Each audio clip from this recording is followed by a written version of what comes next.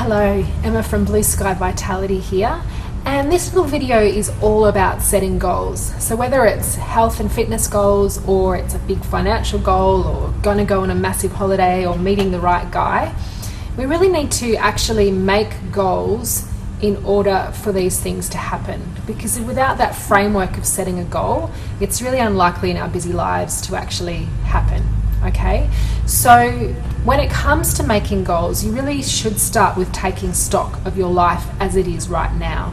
And I've talked a bit about that before in the Circle of Life video that I've got that I've done before, and I'll link that in the blog post so that you can connect to that if you haven't seen that.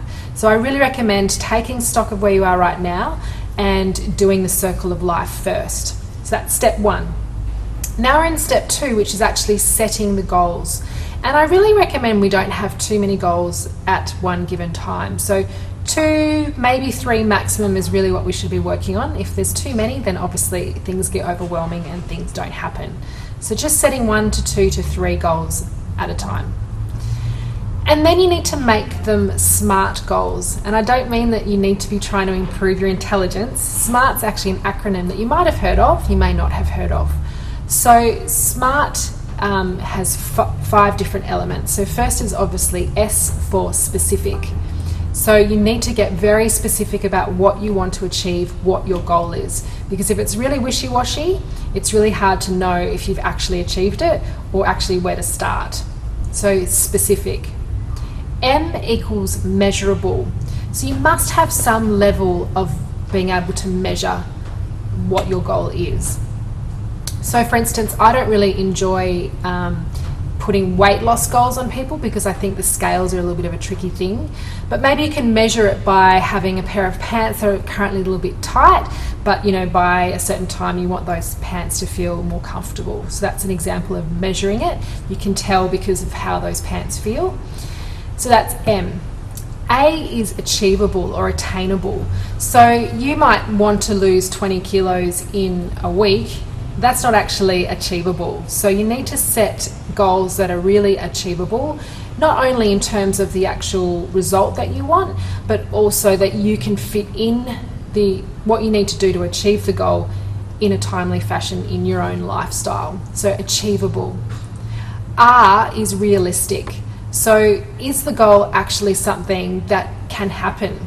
So, if you've got a weight loss goal, for instance, and you've never been able to lose a lot of weight before, then maybe you need to think about how you're doing it and making it in a way that's realistic. So making sure that you're taking steps to make the specific goal that you have actually realistic. And then the last one is T for timely, or a time frame. So without an actual deadline, most of us are like this. We'll start something, but unless we need to have it finished, we won't finish it. Or if you're like me, you wait till the last minute and you do it all at the last minute. So you need to make sure you have a time frame on there, because if you don't have that deadline, again, very unlikely to happen. So to start with a goal, it must be SMART, using those 5 different elements. The second thing that I think is extremely important when it comes to setting goals is to really feel the goal. So really understand why it is you want to achieve the goal. So for instance, if we go back to the 20 kilo weight loss, which again is not my favorite kind of goal, but let's say that's your goal, then you want to understand why you want to achieve that. So some people want to lose 20 kilos because they're not feeling very well, they don't feel very energetic, they're not very confident in themselves. So besides the 20 kilos in the time frame and doing it in a way that's achievable and realistic, you also want to understand why you want it. So you want to feel energetic, or you want to feel more confident, or you want to feel like you can run around with your kids and you're fitter than you are right now. So really adding in that feeling, so it really anchors into your body and into your mind and into your heart, so that you're more likely to follow through when times get tough.